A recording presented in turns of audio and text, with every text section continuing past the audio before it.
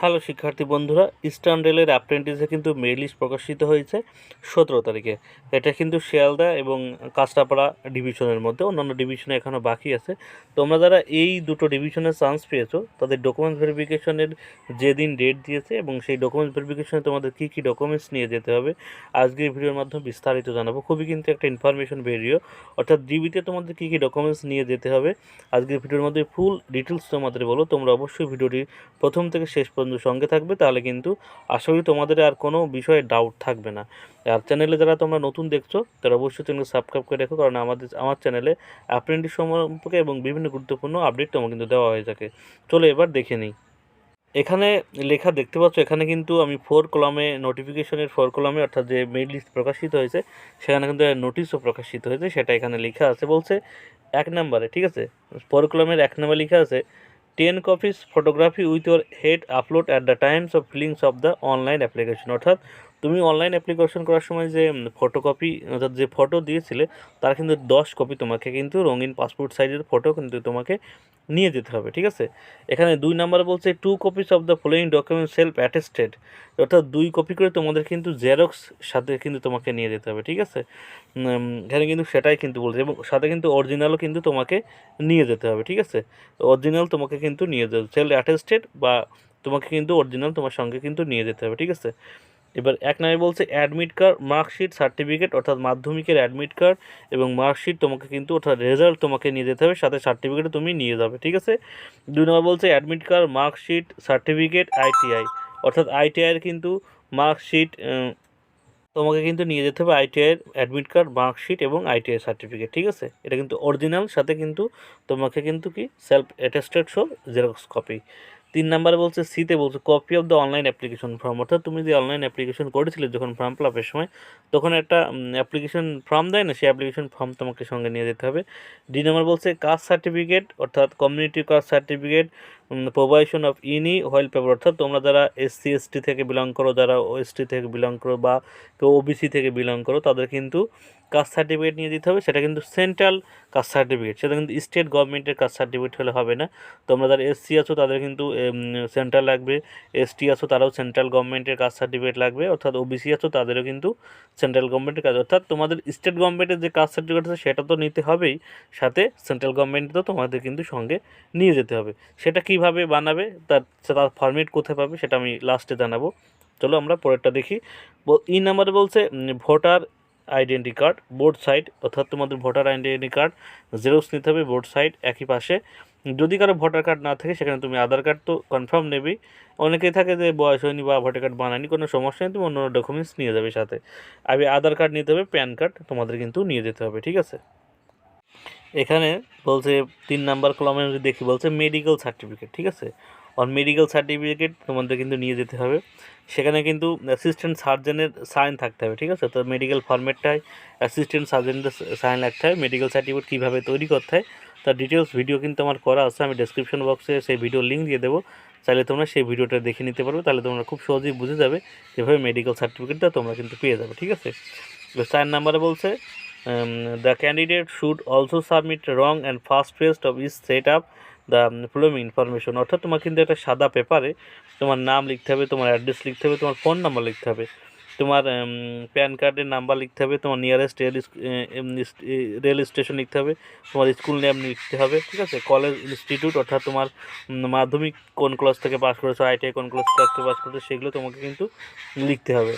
দেখতে পাচ্ছ এখানে তোমাদের কিন্তু অ্যাড্রেস উইল পিন কোড, অর্থাৎ institute caste certificate of pen, অর্থাৎ তোমার যে অথরিটি, অর্থাৎ প্যান তোমার যে কাস্ট সার্টিফিকেট কোন অথরিটি থেকে প্রোভাইড করছে সেটা কিন্তু তোমাদের সেই কলমে লিখতে হবে। এবং এখানে 4 নাম্বার কলমে বলছে তোমাদের যে ই কল লেটার তোমরা পেয়েছো সেই ই কল লেটারে তোমাদের কিন্তু 10 নাম্বার এবং 11 নম্বর কলম তোমাকে কিন্তু এখানে কিন্তু পূরণ করতে বারণ করছে, ঠিক আছে। তোমরা কিন্তু এখানে পূরণ করবে না, অর্থাৎ তোমরা যখন ডিবিতে যাবে তখন তাদের সামনে তোমাদের পূরণ করতে হবে, ঠিক আছে। অর্থাৎ তোমাদের কল লেটারে 10 নাম্বার বা 11 নম্বর যে পার্টটা আছে তোমরা কিন্তু এখানে পূরণ করবে না, তোমাকে কিন্তু ওই ডিবিতে গিয়ে ওরা যখন থাকবে তোমার সামনে সেটা লিখে পূরণ করতে হবে। সেটা কীভাবে লিখতে হবে, কী লিখতে হবে এখানে বলছে, দেখো তুমি যে সিগনেচার আপলোড করতে হবে সেই সিগনেচার ঠিক সেম হবে তোমার লেফট হাতের ইয়েটা দেবে, ঠিক আছে? এগুলো কিন্তু তোমার সেইখানে গিয়ে করতে হবে। এগুলো কিন্তু তুমি যে কল লেটার তোমাকে পাঠিয়েছে সেগুলো কিন্তু তুমি করবে না, ঠিক আছে? এখানে কিন্তু সেটাই বলে দেওয়া হয়েছে, ঠিক আছে? আশা করি এখানে কী কী ডকুমেন্টস লাগবে, এখানে কী কী বলছে সমস্ত বিষয় তোমাদের আমি জানাতে পেরেছি। কারো যদি কোনো ডাউট থাকে বা কল লেটার বা না লিখতে পারো, তোমরা সেগুলো লিখবে না, সেগুলো ডিবিতে যাবে, সেখানে তারা কিন্তু লোক থাকবে, তারা কিন্তু বলে দেবে তোমরা এইভাবে লিখবে। কিন্তু এই যে ডকুমেন্টসগুলো তোমাকে কিন্তু একটাও কিন্তু না নিয়ে গেলে তোমার কিন্তু তোমার ডকুমেন্টস ভেরিফিকেশন কমপ্লিট হবে না, ঠিক আছে? আমি সংক্ষিপ্ত আকারে আবার একটা বলে দিচ্ছি।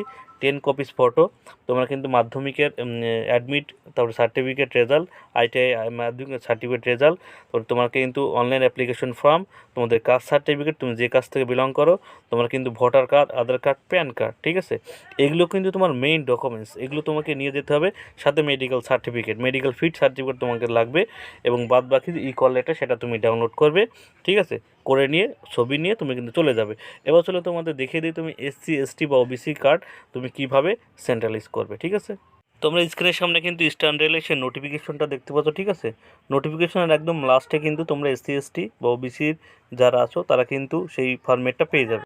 দেখতে পাচ্ছ একদম নোটিফিকেশনের লাস্টে তোমরা যে যারা দেখতে পাচ্ছ যারা এসসি এসটি আছো তারা এই ফরম্যাটটা তোমরা কিন্তু তোমাদের যে অফিস আছে, এটা এসডি অফিস, সেখানে গিয়ে কিন্তু সেন্ট্রালাইজ করে নিয়ে আসবে। এসসি এসটিদের ফরম্যাট এটা, আর এটা হচ্ছে ওবিসিদের ফরম্যাট, ঠিক আছে? এইগুলো কিন্তু নোটিফিকেশনের লাস্টে পেয়ে যাবে। নোটিফিকেশন যদি তোমাদের কাছে না থাকে, আমি ডেসক্রিপশন বক্সে আমার গ্রুপের লিঙ্ক দিয়ে দেবো, সেখানে তোমরা জয়েন হয়ে যাও, সেখানে কিন্তু তোমরা পেয়ে যাবে, ঠিক আছে? এখান থেকে তোমরা এই ফর্মটা ডাউনলোড করে নেবে, ঠিক আছে? নোটিফিকেশনে কিন্তু তোমরা যারা মানে হ্যান্ডিক্যাপ আছো, তারা কত পার্সেন্ট হ্যান্ডিক্যাপ সেটাও কিন্তু এখানে দেওয়া আছে। এইটা কিন্তু তোমাদের কিন্তু করে নিতে হবে, ঠিক আছে? অর্থাৎ যারা ফিজিক্যাল হ্যান্ডিক্যাপ আছো দেখে নাও, এটা কিন্তু যে নোটিফিকেশন আছে সেখানে তোমরা এই ফর্মগুলো পাবে, ঠিক আছে? এবার মেডিকেল সার্টিফিকেট যে ফর্মেট সেটা করতে হবে বলে দিচ্ছি। মেডিকেল ফরম্যাটটা যে স্ট্যান্ডার্ডের যে রেজাল্ট দিয়েছে তার অফিসিয়াল ওয়েবসাইটে কিন্তু এই ফরম্যাটটা তোমরা এখানে পেয়ে যাবে, ঠিক আছে?